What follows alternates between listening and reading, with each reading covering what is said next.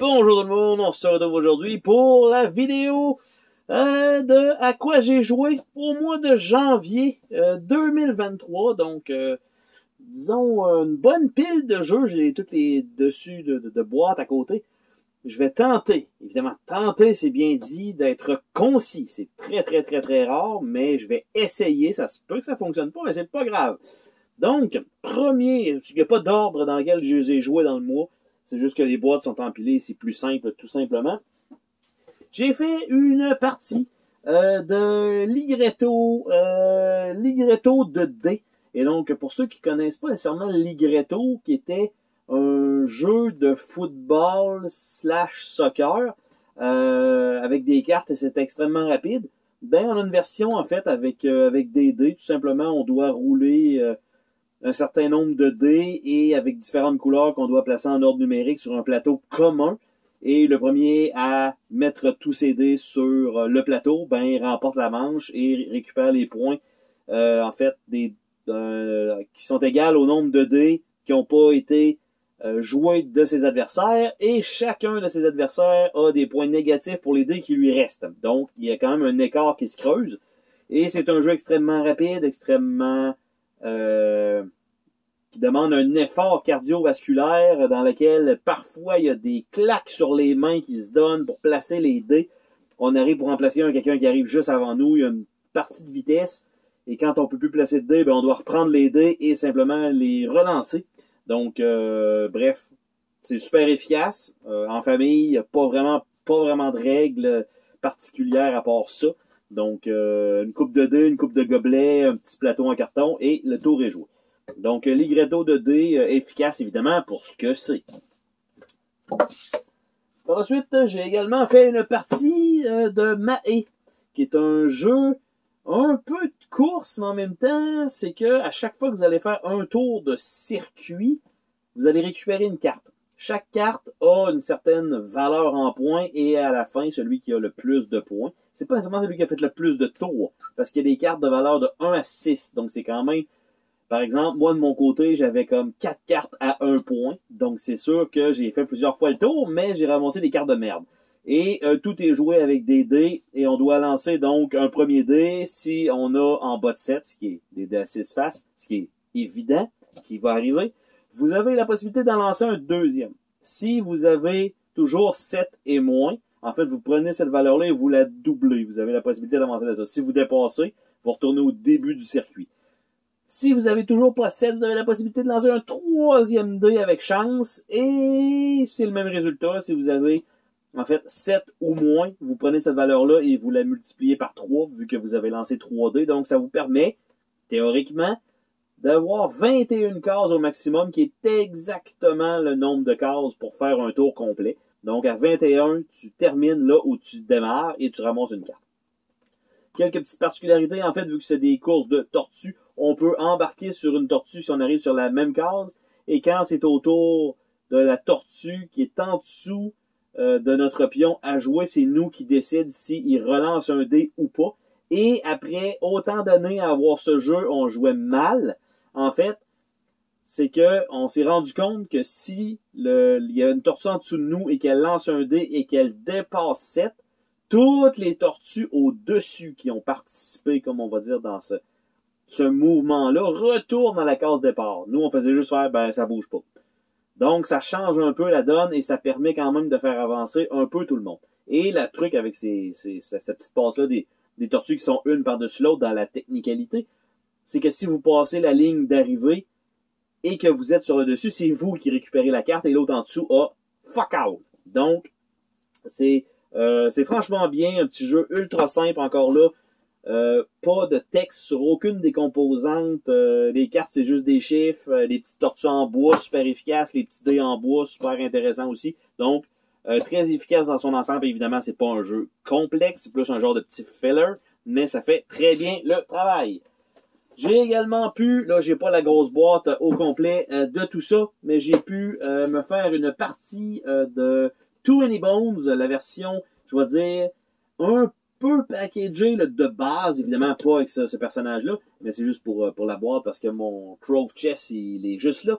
Et donc, on a joué avec deux personnages qui étaient Patches et Pickett. Donc, un genre de petit tank bouclier et le healer slash balance du venin, en fait, avec des genres de potions. En fait, le jeu a quand même une très grosse courbe d'apprentissage, surtout pour son propre personnage, parce qu'il y a beaucoup de dés, il y a beaucoup de termes, il y a beaucoup de choses. Le jeu demande donc d'apprendre son personnage, de savoir comment il fonctionne, en plus de savoir comment le reste fonctionne. Mais au moins, comme les batailles sont toujours, on va dire, sensiblement pareilles, c'est pas un point faible, mais tu sais, la map est pas super grande pour pouvoir bouger, c'est juste les mots-clés des ennemis. Une fois qu'on les a vus une ou deux fois, ok, ça rentre dans la tête, ok, on sait c'est celle-là, ça va beaucoup plus vite. Et la partie a été épique, en fait, parce que on avait 10 jours pour battre le boss, qu'on avait Drillin, pour ceux qui connaissent un peu le jeu. Et en fait, on s'est ramassé au 7e jour à avoir assez de points. On a dit, on s'essaye, on y va. En fait, au 8e jour, on l'attaque, on y va. On a tout balancé ce qu'on avait, on n'a pas réussi. On a réessayé une deuxième fois, on n'a pas réussi. Et on a tenté le tout pour le tout à la dernière journée de se réessayer alors qu'il nous restait plus rien comme accessoire qu'on avait dépensé, tout ça. Et on a réussi in extremis grâce à des potions qui nous ont boosté la vie. Moi, de mon côté, j'avais des boucliers parce qu'il y avait un ennemi à un niveau 20. Vraiment, là, il m'attaquait en sauvage avec genre 5 dés d'attaque, une possibilité de 10 dégâts. J'avais 9 de vie, tu sais, ça vous donne à peu près une idée. Donc, vraiment chanceux sur les dés et tout ça pour finalement vaincre le boss et prendre la victoire. Donc, on a fait une petite partie et c'est toujours extrêmement efficace. Très, très, très bon jeu. Par contre, comme je dis, il y a quand même une courbe d'apprentissage. C'est pas un jeu... C'est un jeu que quand on y revient, on trouve d'autres choses. Même si on utilise le même personnage, on essaie d'autres genres de combos avec les dés. Franchement, excellent.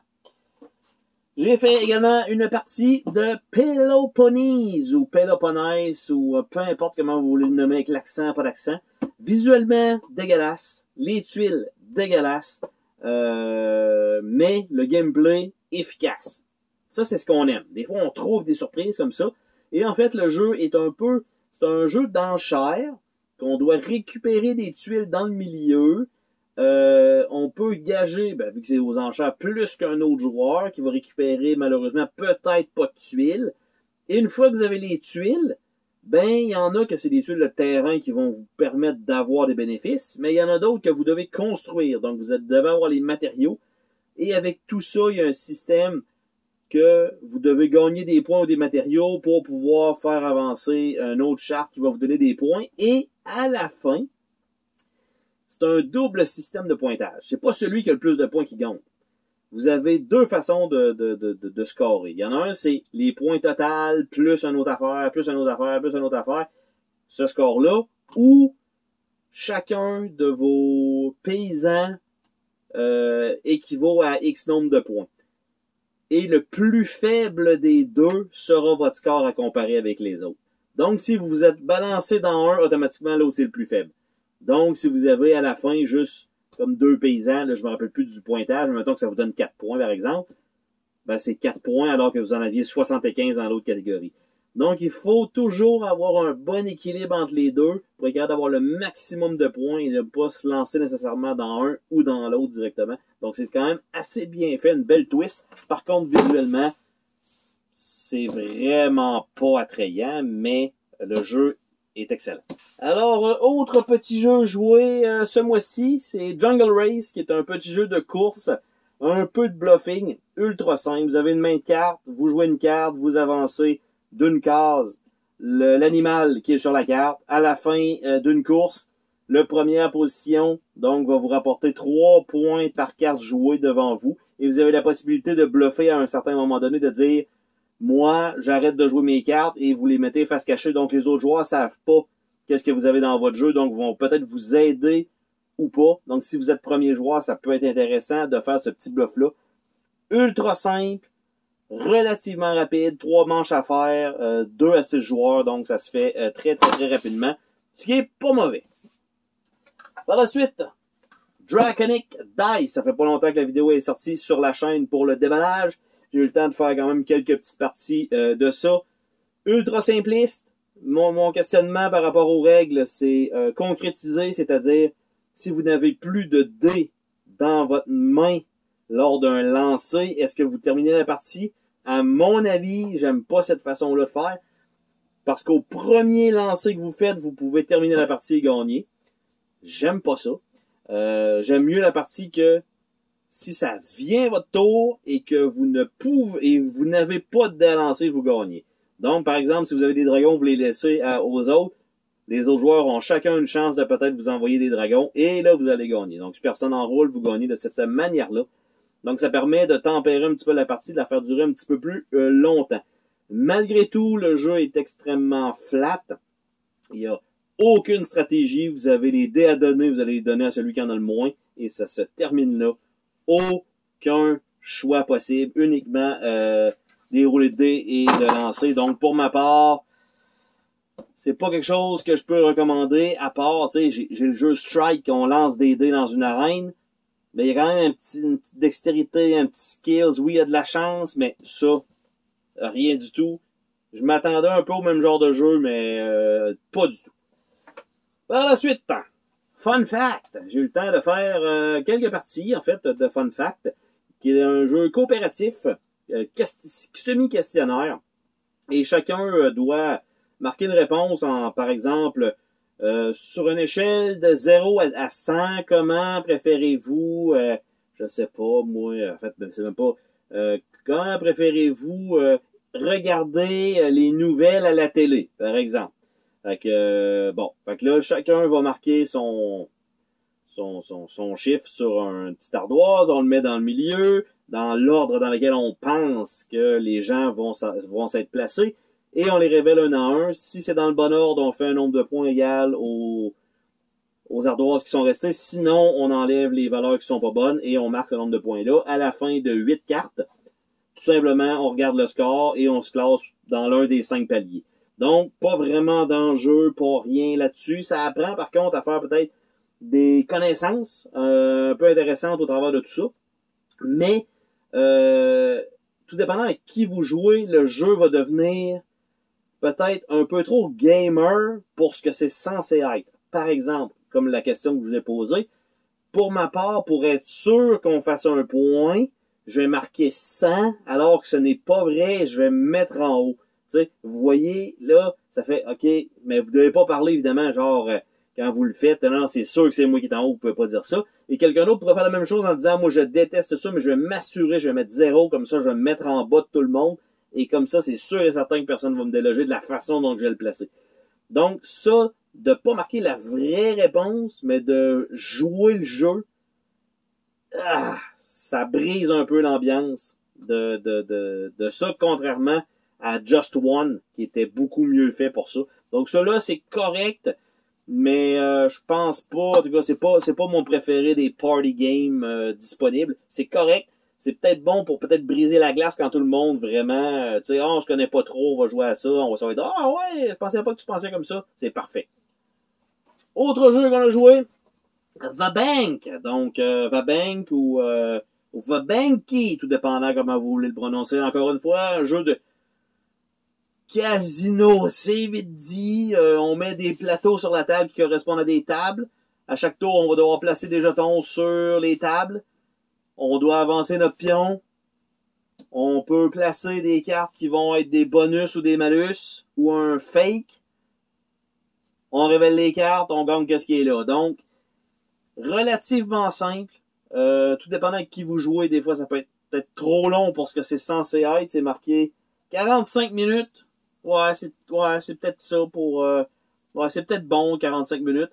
Donc, mais comment je pourrais dire ça? Les composantes sont super belles, mais il y a comme... Je trouvais rien. Tu sais, on peut avancer de 4 cases. On a passé la majorité de notre temps à avoir joué une carte de piège, qui est la seule qu'on a pour pouvoir ramasser l'argent de quelqu'un d'autre, alors qu'on n'est pas sur la case, qui ont été placés en début de partie, qui ont été récupérés au dernier tour. Donc, ça n'a pas vraiment servi. C'est peut-être parce qu'on savait pas jouer non plus, mais personne n'est allé dans les pièges. Il y a un joueur qui a pu récupérer ses cartes beaucoup plus souvent. Ça l'a grandement aidé. Tu sais, il y a un peu tout ça qui fait que il faut être opportuniste, souvent aller avec les mêmes joueurs, mettre les jetons, désolé, mettre les jetons sur sa propre case. Tu sais, il y a de quoi à faire, mais je dois vous avouer que l'expérience elle-même m'a laissé mi-figue, mi-raisin. Et voilà, c'est comme, je m'attendais à beaucoup mieux, j'ai été déçu par rapport à ça. Est-ce que c'est mauvais? Non. Je pense qu'il va devoir avoir une deuxième partie au moins pour que ça se mette en place. Par la suite, j'ai joué une partie de Rip-Off. Et Rip-Off était un jeu Kickstarter très peu connu que 60 personnes mondialement doivent posséder, à peu près.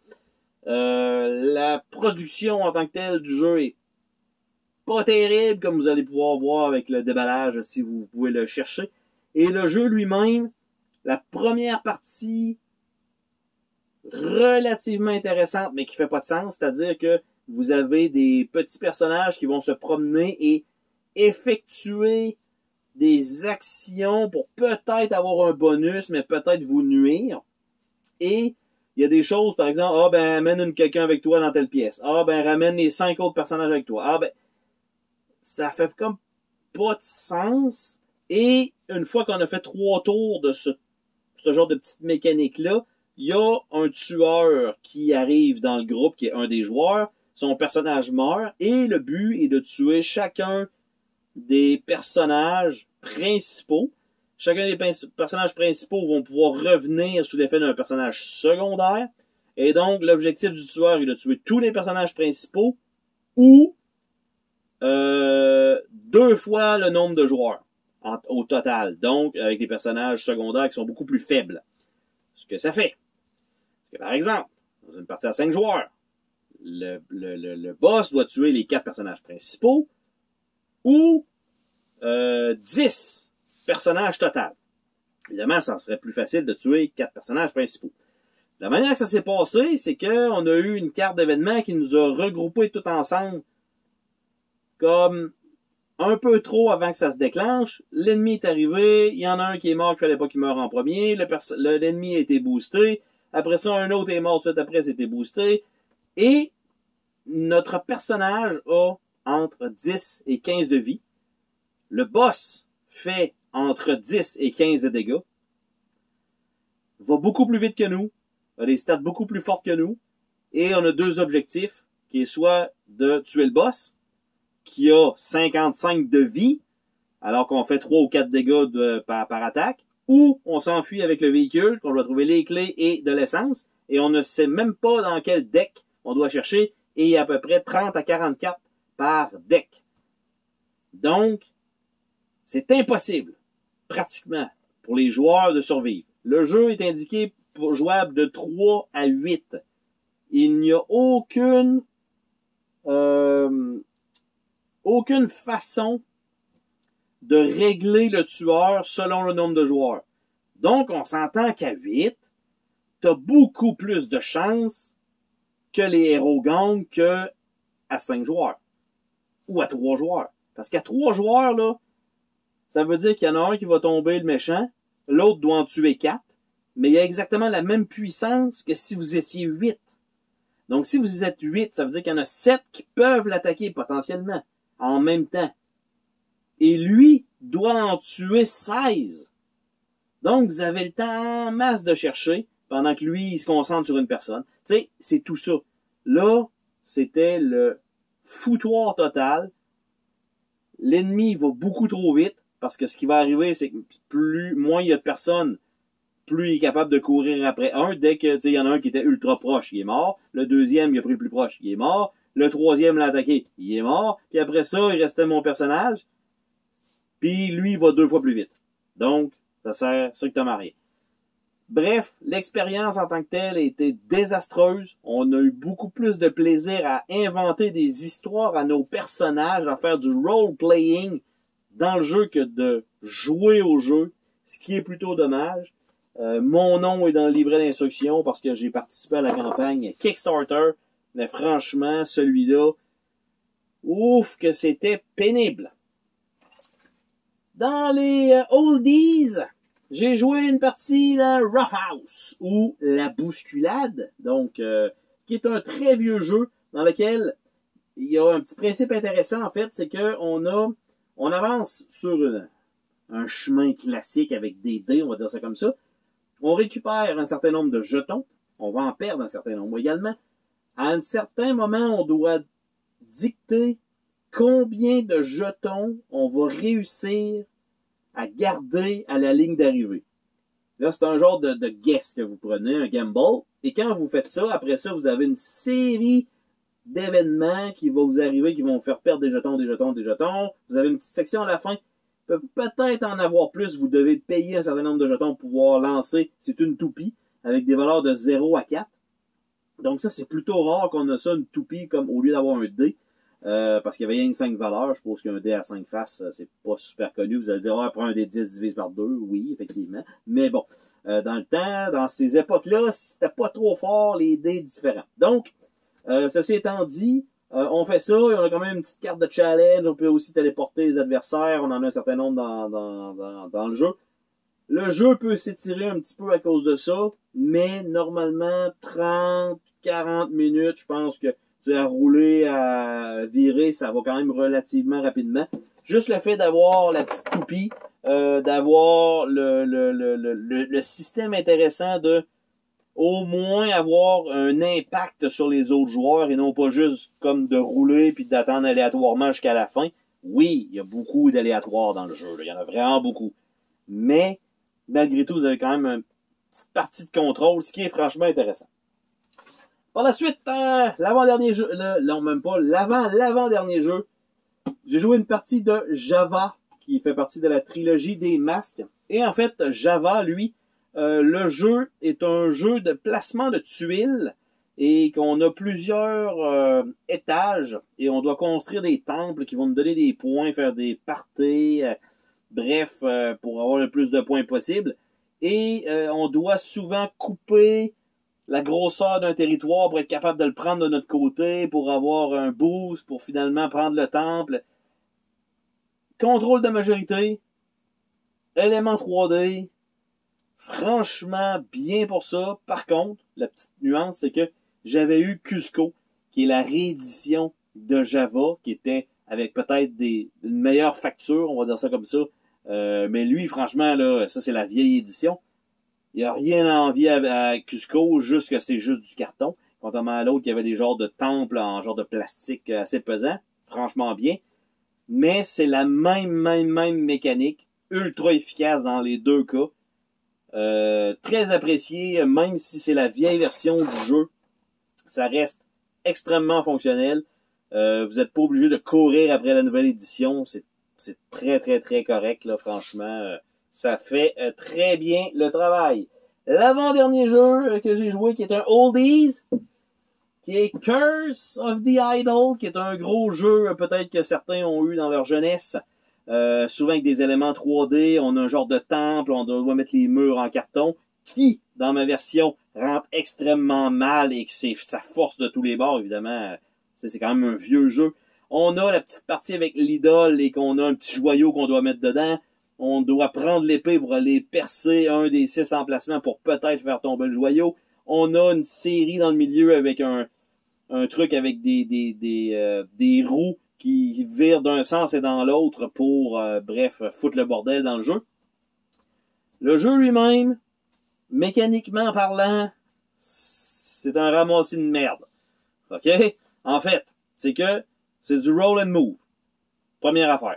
Deuxième affaire, les cases sur lesquelles vous tombez, souvent dans les deux cas, vous allez à gauche ou à droite, vous avez pratiquement le même effet, d'un côté ou de l'autre. Vous avez une petite section qui est comme un genre de petit raccourci pas clair. Il a fallu qu'on aille voir sur le net pour ça. Vous avez la possibilité de bouger l'adversaire. Un genre d'ennemi commun à tout le monde. Vous pouvez bouger lui ici, il tombe sur la case d'un personnage, il le prend, il le jette dans un des deux puits au fond. On ne sait pas si c'est le joueur qui l'a attaqué ou le joueur qui choisit quel puits. Bref, c'est pas indiqué non plus. Par la suite, la roue du milieu, tu sais, on a un beau système pour faire virer ça, mais on se rend compte que quand on tient la porte, on vire un tour, on est rendu. ça c'est plus exactement ça. Et on doit tomber exactement à la bonne place avec l'épée. Si on tombe sur la même case qu'un autre joueur, on lui vole l'épée. Il n'y a pas de roll à faire, c'est juste on tombe sur la même case, on le vole. On a passé sensiblement 1h30 à courir après l'épée parce qu'il y en a un qui meurt, il s'en va dans le pit, l'épée elle revient, l'autre elle prend, l'autre il vole, le boss elle le jette en bas, l'épée. C'était l'asile, 1h30 de temps pour ça. Après ça, une fois que quelqu'un a réussi à rentrer dans la petite partie du temple, il faut que tu perces. Il perce, il l'a pas. L'épée se retourne dans le milieu. Un autre heure et demie à glander à virer en rond, assez pour dire qu'il y a des joueurs qui ont décidé de se dire, là on arrête, toi prends-les, vas-y. C'est moi qui ai réussi à avoir l'épée. J'ai pris le joyau, j'ai trouvé le joyau. Et là, on a passé sensiblement une autre heure à se splitter le joyau, et il y a un des joueurs qui a sorti du temple, qui s'est en allé sur la place finale, qui est aussi la place de départ, parce que, de la manière que ça marche, c'est si vous bougez l'ennemi, et que vous tombez sur un joueur, vous prenez soit l'épée ou soit le joyau. Donc, s'il tombait sur la personne qui a le joyau à ce moment-là, il récupère le joyau et gagne la partie. Les règles sont faites pour que ça se passe comme ça. Tout est fait extrêmement aléatoire. Il y a pas, tu peux juste bouger l'ennemi sans jamais bouger. Il n'y a pas de restriction. Tu sais, il manque beaucoup de règles pour dire que ça rend le jeu efficace. Par exemple, vous pouvez bouger l'ennemi un tour sur 2. Vous ne pouvez pas bouger l'ennemi si vous n'êtes pas à l'intérieur du temple, par exemple. Fait que tu sais, ça règle le problème de la finale un peu foireuse. Puis aussi, ça règle une partie de tu vas pas juste jouer l'ennemi, ça sera pas ça. Donc, il y a une petite partie comme ça que juste ça fait que le jeu serait beaucoup moins pénible parce que là, c'était 3 heures de perte de temps pour l'épée, pour rentrer dans le temple, pour que ça marche pas. Imaginez si on avait fait ça 6 fois pour que ce soit le 6e emplacement, là on l'a eu au 2e. Franchement, je m'attends, tu sais, c'est un jeu de ces années-là, 90, c'est toujours un peu n'importe quoi, mais je me serais attendu à un peu mieux. Là, c'est du roll and move avec de la chance, les cases avec des petites cases de recul de 2, avance de 3, bon, c'est correct, mais, tu sais, la roue et tout ça, c'est vraiment intéressant, mais juste le fait que c'est brisé par, on bouge juste l'ennemi. Aussi, on se fait attaquer, on n'a aucun moyen de riposter, on se fait voler l'épée, that's it. On a passé l'épée, d'après moi, là, tout le monde l'a eu à peu près comme 4-5 fois, là. Ça fait pas de sens. Donc, ça bloque un petit peu le gameplay. Et le dernier, j'ai pas de cover de boîte parce qu'il est rangé dernier en bas d'une grosse pile. Et c'est Uprising. Je vais faire une petite image ici. Uprising, qui est tombé sensiblement 3e ex-aequo avec je me rappelle plus quel autre jeu de mes jeux de tous les temps. Donc, franchement, wow, très surpris. C'est un jeu d'exploration, de construction en même temps de base qu'on peut upgrader. On a aussi des unités, on a des quêtes à faire, on a 2 ennemis communs, donc un ennemi qui part des 2 côtés de plateau, et nous on est chacun sur les bouts, donc eux veulent aller dans le milieu. Et on a ceux-là du milieu, eux, ils s'en viennent directement nous décimer dans notre base, puis après ça, ils retournent dans le milieu. Extrêmement sauvage. Avec un peu d'aléatoire, évidemment, pour les tuiles, parce qu'il faut qu'on découvre un peu la map.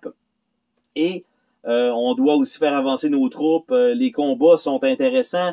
De la manière que ça fonctionne. Les unités, c'est différent. Moi, j'avais des genres de dorks un peu barbares. Il y avait une certaine façon de faire. On a une possibilité de 2 héros par faction qui ont un deck de skills qu'on gagne à chaque tour. Franchement, oui, il y a beaucoup de stock, mais le jeu, wow, ultra impressionné par Uprising. Donc, c'était la totalité de mes jeux joués en janvier. J'espère que vous avez apprécié ce petit wrap-up. S'il y a des jeux que vous avez aimés, que vous avez délaissés là-dedans, de votre côté, vous pouvez toujours les écrire en commentaire. Je vois aussi que le compteur des abonnés commence à monter tranquillement. Oui, bien sûr, sur la chaîne, c'est beaucoup plus des déballages parce que c'est on va dire la vidéo la plus facile pour moi à faire, parce que ça, ici, comme ça prend beaucoup plus de temps. Et donc, on se dit à la prochaine. Si ce n'est pas fait, vous pouvez toujours aussi vous abonner. Ça fait toujours plaisir, donc, de continuer de voir le compteur monter. Ça me ferait plaisir de voir ce compteur-là dépasser celui de mon autre chaîne de jeux vidéo à la place, pour dire non, les jeux de société sont plus populaires que les jeux vidéo. Donc, sur ça, on se dit à la prochaine pour une autre vidéo. Salut tout le monde!